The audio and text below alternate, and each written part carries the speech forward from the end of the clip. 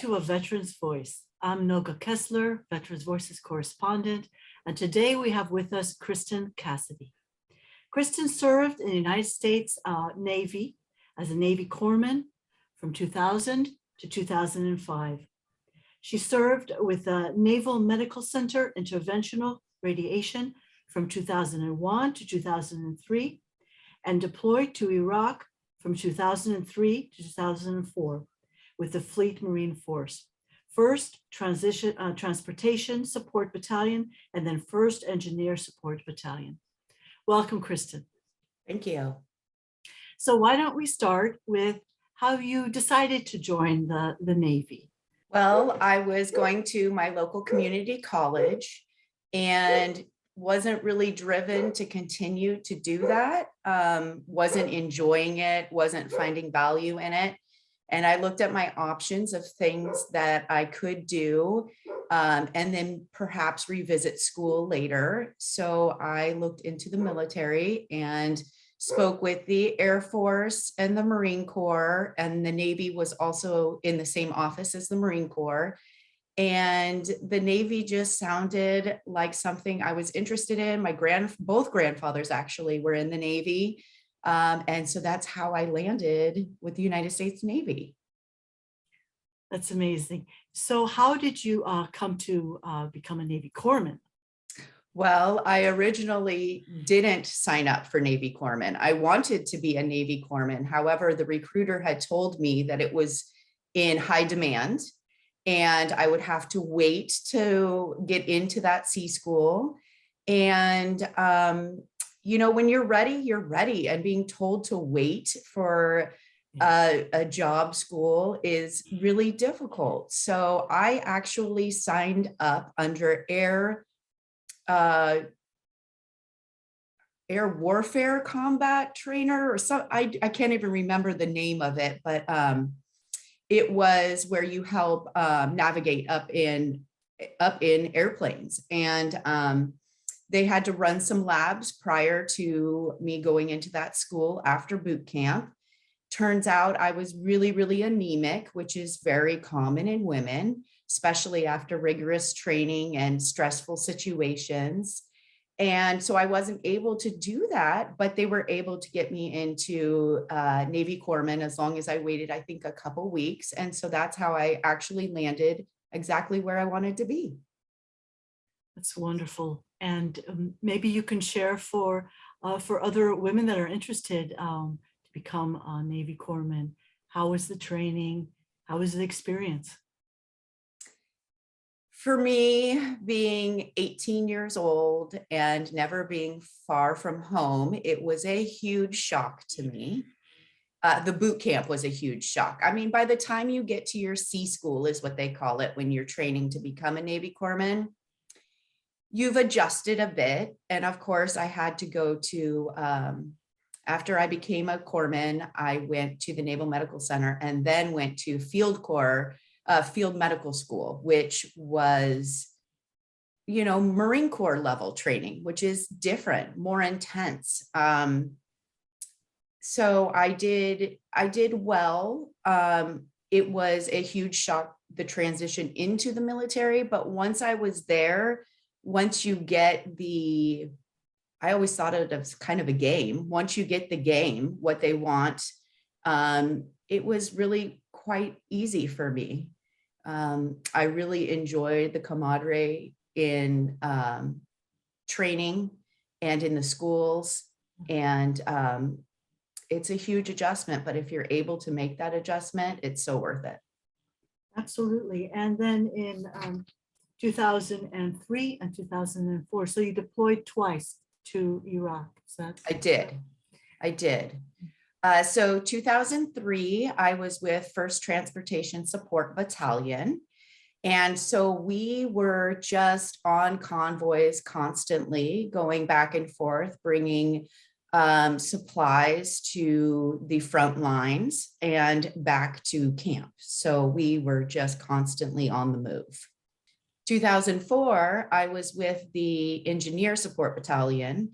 That was a little bit different. There was a little bit more downtime, but we dismantled IEDs. I even went out with the combat, I'm gonna have to look up that name, the combat engineers, where they were really First MAR Division Marines. They weren't used to having females around. That was probably one of the most challenging assignments I had on my second deployment, because immediately they see a woman and they think a man can do a job better. And I will tell you though, when they're hurt, they really appreciate having a woman. Understood. Yeah. So if you could maybe pick out maybe one or two stories or experiences that kind of really stuck with you and that you perhaps think about that were the most impactful during your time in Iraq. There's a lot of stories and a lot of emotion behind different stories. For a fun story, I went out with Staff Sergeant Clark's convoy, going, I think we were going up to Tikrit to bring some supplies. And he, I was in the back of the Humvee. I was always in the scout vehicle with the big wigs. They wanted to keep me safe, which I totally appreciated. And we just went out and we had to also check to see if there was an IED on the side of the road. And Staff Sergeant Clark wanted to go out without his protective gear because that's something that he had done before and had been safe in doing that before. However, being a corpsman, it's my job to ensure that I don't have to go to work if I don't need to, right? They need to wear the protective gear. There's a reason to wear that. And as I approached him, he was really lovely. He always kind of would say I was like his sister's kids, always nagging him to do things. And it ended up exploding and he ended up being okay. And he really took that time to tell me how valuable it was that I stopped him, me being a 19-year-old girl to this 30+ staff sergeant. And he really just thanked me for that. He since did end up passing during that deployment. But that is something that I will hold with me for the rest of my life, that I was part of at least delaying the inevitable for him. A second story, let's see. So I was actually, when we were in Engineer Support Battalion back at our camp, second deployment, we had these metal, like little rooms that we stayed in that had air conditioning. We were like, boy, we are spoiled this go around. And I got a call that one of my Marines had jumped off of a 7-ton and had hurt himself. So I went down there and I checked on him, and sure enough, he broke his leg. I mean, I don't have x-ray vision, but it was clear that he had broken his leg. So we had sent him off with another corpsman to the medical aid station that took the x-ray, confirmed it was broken, and then they went to the Fleet Hospital. After he made it to the Fleet Hospital, I made a phone call and checked on him. And then I got another phone call, and this one was a different Marine that was saying that he was grappling and broke his leg. And I went, and it was the same exact injury, different Marine.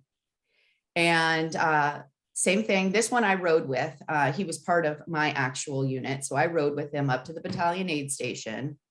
Didn't want to get him out of the Humvee because he was hurt and I knew he was broken and there was nothing that they were going to do for him at the aid station besides take an x-ray. I was already pushing morphine on him, so he was comfortable, but I just didn't want to make him go through the discomfort of getting an x-ray when it was apparent things were injured and he would need surgery regardless. So I had to, once again, kind of puff up or stand up to a much older gentleman who was a doctor. And here I am, just a Navy corpsman. And I told him, I said, this is just suffering if you make him get out for this x-ray. I said, I'm 99% sure this is a break and he's going to need surgery. The doctor came out to the Humvee and took one look at him and said, I see what you mean. Mm-hmm. And so we were able to just take him from our station to the field hospital. And then I believe both of them ended up flying to Germany and getting surgery. And so that was just kind of a very strange occurrence for me to have both males break their tibia and fibula at the same time. I didn't want to believe it. I was like, no, we already sent him to the Fleet Hospital. He's fine. They were like, no, this is a different Marine.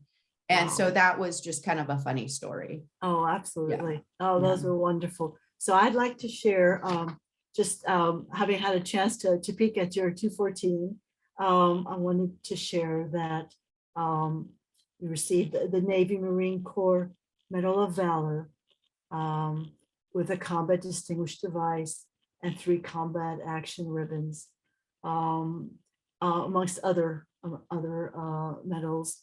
And that is something that is definitely something very much to be proud of, and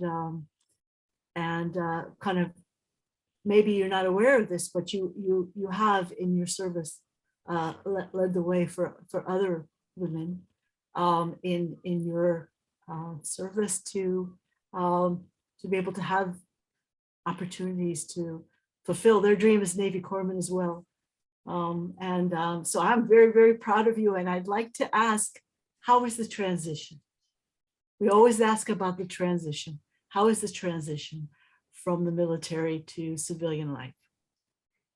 Well, first of all, thank you. I think other women paved the road for me to be able to be there. So I appreciate being part of somebody's journey. Boy, transition was unique for me and hard. I got out of the military and stayed in Pendleton I got out in March and I stayed until October. And I had planned on staying down in Southern California, huge military community, the beach, great weather, great people. I'm from Northern California, so I'm not too far away from home. However, October 28th, I got a phone call that my mother had unexpectedly passed. So I moved home, and that transition for me was very challenging. I moved home to a less than ideal situation with family. I had just lost my mother, who was a single mother. So it was like my best friend growing up, my biggest support. And then I had to deal with being completely disconnected from the military community. I knew nobody up here that was in the military or had been in the military. I went to Nathan's office and got my compensation in order. So I knew that there were resources out there. I just didn't feel as though there was anything that I needed to be involved in. And I think that was my biggest mistake. I think had I actively searched for the military community that is up here, I probably would have felt better supported. But I really felt, boy, that was a big chapter. And where am I going now?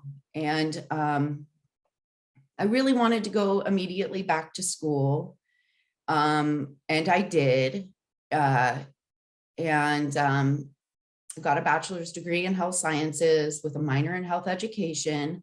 And then I came out of that like, okay, I have this degree, but it doesn't do anything for me. And I had challenged the LVN board. When I went into the military, you could challenge the RN board. You could become a registered nurse by just taking the NCLEX. And I thought, oh, well, this is brilliant. That is, that is great. I've always been one that doesn't really like jumping through all the hoops of the educational system. And so I thought, wow, that'll be a great opportunity. By the time I got out, unfortunately, that opportunity had ended. But I did have the ability to take the LVN test. And so I did, and I became a licensed vocational nurse and have been working in that arena ever since. I did end up, after that dysfunctional living situation, seeking therapy through the VA. So I did do, I would say probably 6 months of one-on-one therapy. I never really enjoyed the group therapy. So I stayed more one-on-one, and I think that was really beneficial to me. And then, I was put on medication after the military, and since has been able to come off of the medication. But it was not easy. In your story you shared, but if you could maybe just give 2 or 3 recommendations to others through your journey, through your experience, and in a sense you have through your story, but maybe just pinpoint 2 or 3 that were the most helpful for you to get you to where you are right now.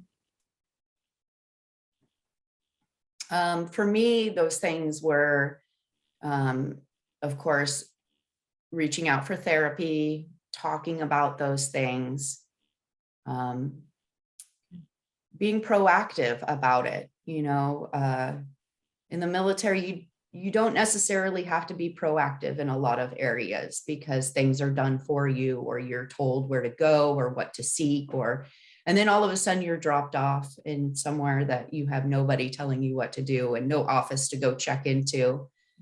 So really being proactive about that and seeking some kind of community around that will support you, I think, is the biggest, best thing that you can do for yourself.